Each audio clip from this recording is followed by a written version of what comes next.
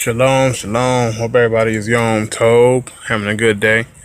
I just wanted to share a few little nuggets I'd caught wind of a few days ago, but just hadn't really crossed my mind again until recently. But this is Leviticus 1:3, or Uyakara, as the Hebrew would put it. Basically meaning "and shall call" or "and he called." And this is saying in English, if a burnt sacrifice is his offering of the herd, a male, without blemish, let him offer it at the door of the tent of meeting, and shall he offer it of his voluntary will before Yahuwah. And this has some interesting parts in it. Chopping up a few words, which I'm gonna put some pictures with it later to kind of put one and two together, so to speak. But it's got some interesting points on it.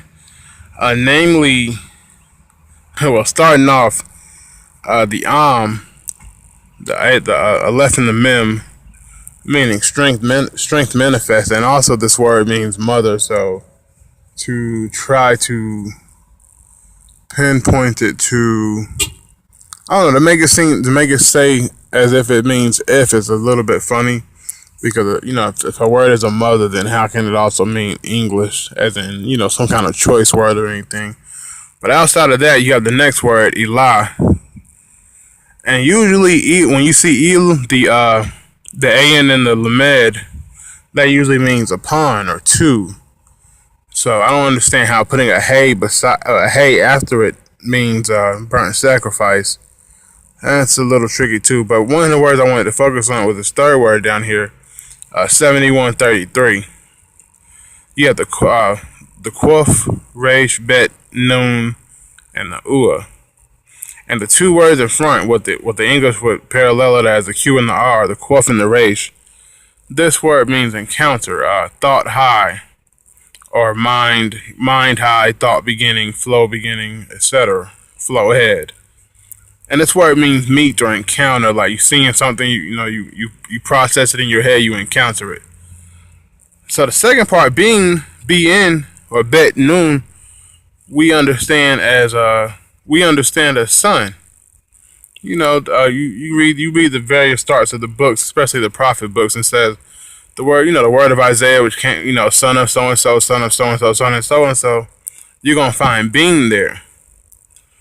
So, looking back at this whole little beginning part of the scripture, you have if, quote unquote, burnt offering, and when you break down korbanu, the quef and the resh means meet or encounter, the bean means son, and the ua at the end of a word, about 95% of the time, or pretty much all the time, depending on how you look at it, it's going to mean his. It's going to be a suffix meaning his.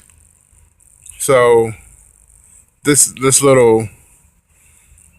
presents a kind of contingency issue as far as what the English is talking about versus what the Hebrew is saying. Because now, breaking all this down into Hebrew, it would read strength manifest upon reflection meet his son. And the mean means from, or manifested continuance. From Habakar, which they have here, it means heard. But if we go back to Genesis 1, we're gonna see Bakar as morning, which presents another issue. And also, you still have the same QR, the Quaf and the Resh. It's just at the end of the word, but it still means encounter. There's a car supposedly meaning male. So you have a lot of really interesting nuggets to plug in, but yeah, I'm gonna just show some pictures, kind of reintroducing the word and a little math behind it, and hopefully open some eyes as to kind of the different angles that the Hebrew is running at, that the English has kind of taken astray, basically. But just hang tight. I'm gonna go ahead and send some pictures over, and let's see what we're looking at.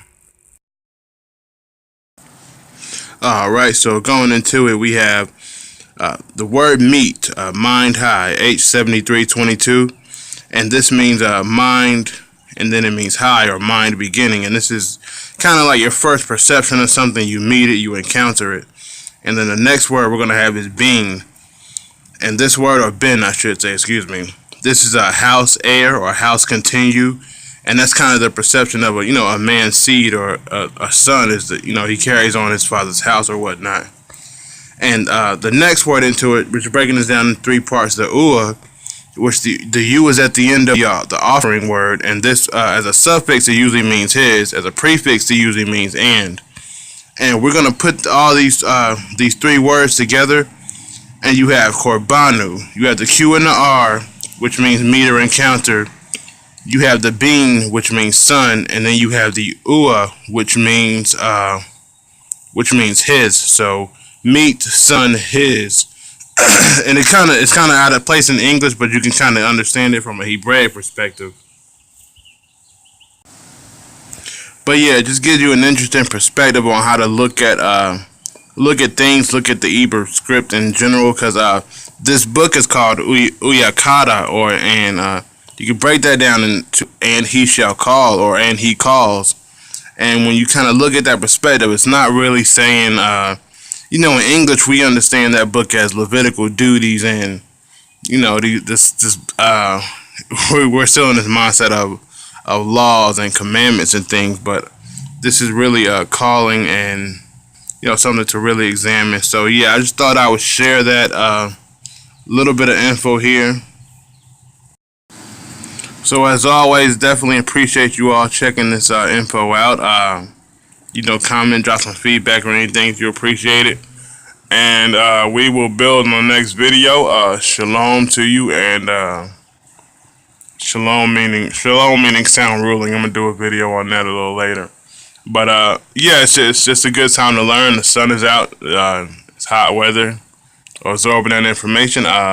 Keep growing and keep learning. Shalom.